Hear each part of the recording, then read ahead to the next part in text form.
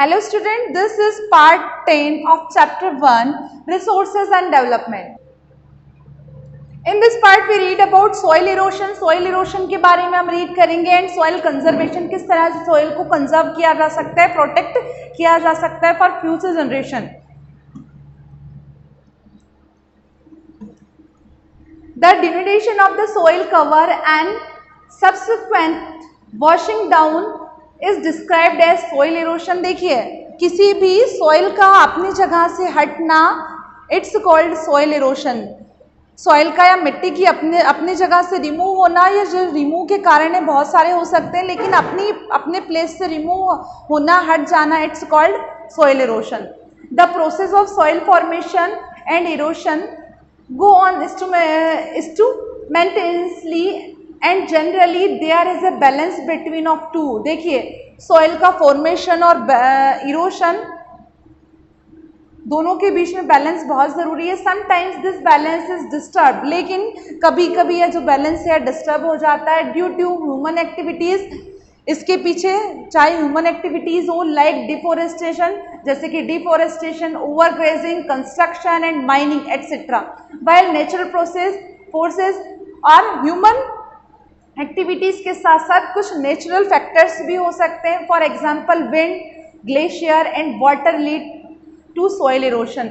The running water cuts through the clayey soil and makes a deep channel as gullies. देखिए क्या होता है, जब फ्रिक्वेंटली कंटिन्यूसली बारिश होती है, पानी बहता है, रनिंग वाटर, तो क्या होता है, जो क्लेई सोइल है वो अपनी जगह से हट जाती है और क्या बना लेती है, चैनल्स बना लेती है.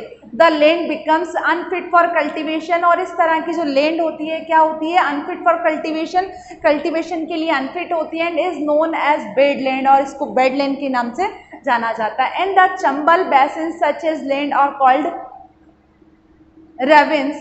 और चंबल बेसिन्स पे जो इस तरह की लैंड है उसे रेविन्स कहा जाता है. Sometimes water flows as a sheet over large areas down a slope in case the top soil is washed. देखिए क्या होता है, जब पानी लार्ज क्वांटिटी में पानी फ्लो होता है स्लोप के रूप में, तो क्या होता है, सॉइल इज वॉश्ड अवे. वहाँ की जो सॉइल होती है, उस एरिया की जो सॉइल होती है वॉश हो जाती है, धुल जाती है और आगे चली जाती है. This is known as sheet erosion. और इस तरह का जो इरोशन होता है it's called sheet erosion. Wind blows loose soil of flat और slope land known as wind erosion. अब जब तेज हवाएं चलती है तो क्या होता है, सॉइल फ्लो होती है, विंड के साथ सॉइल भी फ्लाई होती है, एंड क्या होता है यहाँ भी विंड, इसको विंड इरोशन कहते हैं. Soil erosion is also caused due to defective methods of farming की अलग अलग तरह की जो मेथड्स है वहाँ भी सॉइल इरोशन को स्टार्ट करता है. Plogging in the wrong way, यदि प्लॉगिंग हम रॉन्ग वे में करेंगे तो यहाँ भी सॉइल इरोशन का एक फैक्टर हो सकता है. For example up and down the slope from channels for the quick flow of water leading of soil erosion. देखिए, एग्जाम्पल के रूप में हम कह सकते हैं कि जब हम इरीगेशन करते हैं और एक स्लोप फ्रॉम चैनल, स्लोप से चैनल्स की ओर जब पानी जाता है तो क्या हो जाता है, क्विकली फ्लो हो जाती है मिट्टी, क्विक फ्लो हो जाती है, water leading to soil erosion. और इस तरह की जो वाटर लीडिंग है वो किसको बर्थ देती है, सॉइल इरोशन को बर्थ देती है. Ploughing along the contour lines can decelerate the flow of water down the slopes. This is called contour ploughing. Steps can be cut out on the slopes making terraces. Terraces cultivation restricts erosion.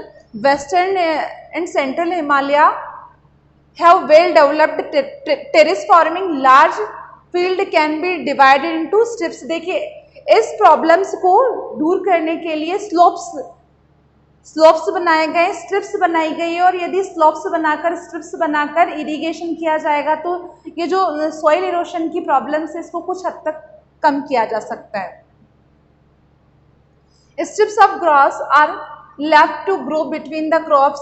This breaks up the force of the wind. This method is known as strips cropping. देखिए क्या होता है, strips of grass are left to grow between the crops, crops के बीच में क्या किया जाता है, ग्रॉस की स्ट्रिप्स बनाई जाती है, ग्रॉस घास उगा दी जाती है। This breaks up the forces of wind, और यह जो ग्रॉस की स्ट्रिप्स होती है, घास की जो स्ट्रिप्स होती है, क्या काम करती है, it breaks up the forces of the wind, या विंड के फोर्सेस को ब्रेक करती है, तोड़ती है। This method is known as strip cropping, और इस मेथड को स्ट्रिप क्रॉपिंग कहा जाता है।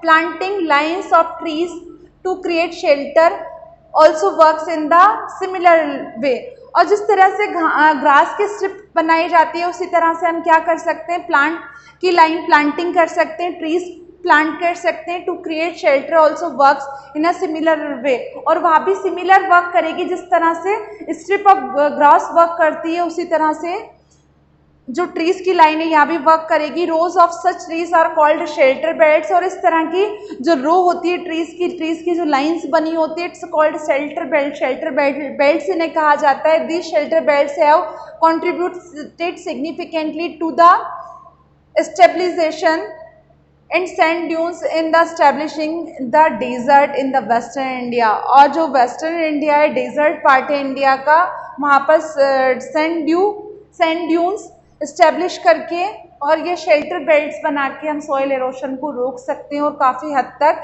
इस तरीके से वर्क किया जा रहा है ताकि सॉइल एरोशन को रोका जा सके और सॉइल को कंजर्व किया जा सके। So student, in this chapter we read about resources and development and how to protect it and how to conserve it.